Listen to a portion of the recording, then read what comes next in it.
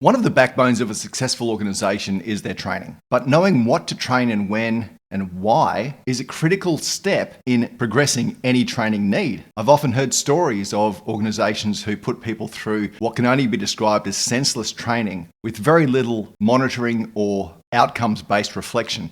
Not only is this a waste of money and time, but it also affects employees in the cry wolf kind of scenario. Employees who are subjected to training for training's sake often get a resentment towards training in general. Starting with the aims or the purpose of the training is the starting point. So in undertaking the evaluation of an organization's training needs, we've got to start with the outcomes expected or desired before we can even think about the training type, delivery, program schedule, and so on. So once that goal or aim is established, we have to consider how we're going to progress through the training needs analysis project. And it is a project.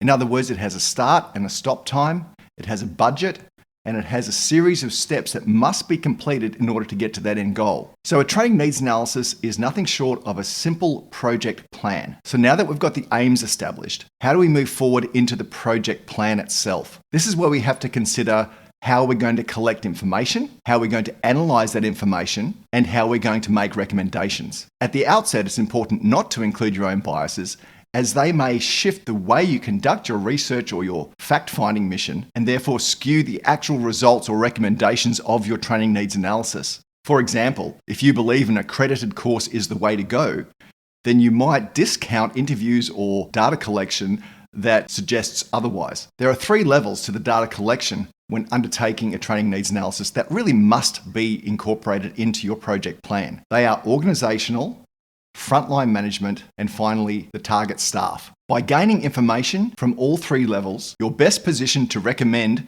exactly what the trainees will need. You'll also get their buy-in because they've been consulted. And more importantly, you'll get their support from their frontline managers, and they will be directly linked to organizational goals, which for any training is vitally important. If you've had an experience of being trained in some aspect of your work where you believe that it wasn't appropriate for what you actually did as a job, I'd love to hear about it in the comments, but also I'd like to hear some good stories.